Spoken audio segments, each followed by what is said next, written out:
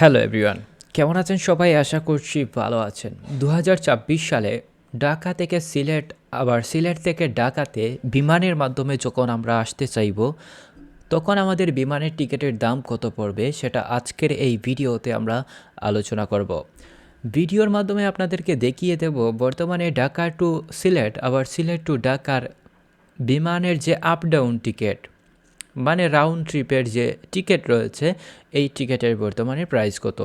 যার কারণে আমরা এই ওয়েবসাইটে চলে আসলাম। ওয়েবসাইটে চলে আসার পর আমরা জানুয়ারি ২০২৬ সাল সিলেক্ট করলাম, অর্থাৎ আমরা ১ তারিখে ঢাকা থেকে সিলেট আসব।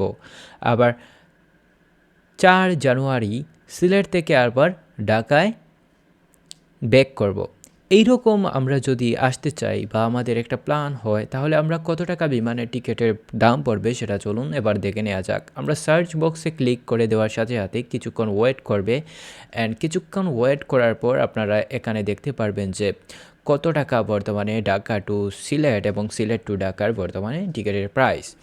তো আপনারা দেখতে পাচ্ছেন যে ইউএস বাংলা এয়ারলাইন্সের যে টিকিট রয়েছে, এই টিকিটের বর্তমানে প্রাইস হচ্ছে ৮,৩৯৮ টাকা, প্রায় ৮,৪০০ টাকার মতো। আর নভো ইয়ারের যে টিকিটের প্রাইস রয়েছে সেটাও কিন্তু সেম একইভাবে আপনারা দেখতে পারতেছেন।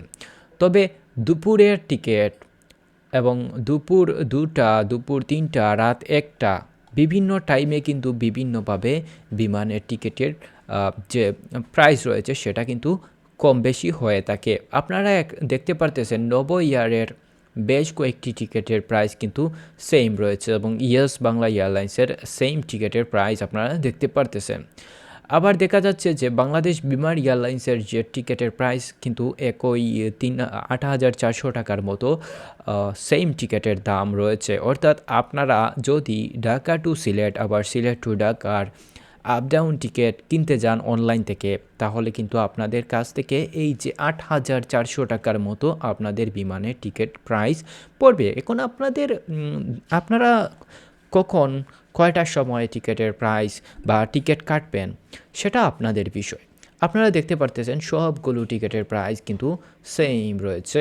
অর্থাৎ এই মুহূর্তে যদি আপনি কয়েকদিন আগেই যদি আপনারা বিমানের টিকিট কাটেন, তাহলে কিন্তু এই রেট পেয়ে যাবেন। আবার দেখা যাচ্ছে যে বিমানের টিকিটের যে প্রাইস সেটা আবার কিছু ক্ষেত্রে দেখা যাচ্ছে অনেকটা বৃদ্ধি পাচ্ছে। আর বৃদ্ধি কেন পাচ্ছে সেটা তো আপনারা বুঝতে পারতেছেন।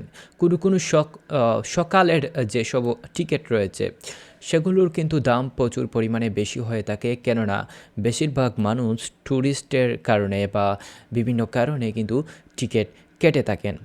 যেমন আপনারা যদি বাসের মাধ্যমে ঢাকা থেকে সিলেট আসার এবং ঢাকা টু সিলেট যাওয়ার চিন্তা করেন, আবার সিলেট টু ঢাকার যাওয়ার কথা চিন্তা করেন, তাহলে কিন্তু দেখবেন কি হচ্ছে, এই তাড়াতাড়ি যাওয়া সম্ভব নয়। কিন্তু বিমানের মাধ্যমে যখন আপনারা যাবেন তখন দেখা যাবে খুব দ্রুত চলে আসবে।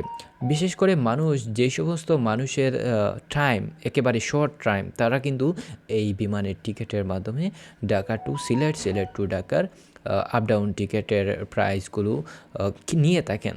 তো এই ছিল আজকের ভিডিও। আপনারা যদি আর কোনো বিষয়ে জানতে চান তাহলে কমেন্ট বক্সে কমেন্ট করে জানিয়ে দিতে পারেন। আর যারা ইতিমধ্যে চ্যানেলটি সাবস্ক্রাইব করে দিয়েছেন তাদেরকে অসংখ্য ধন্যবাদ।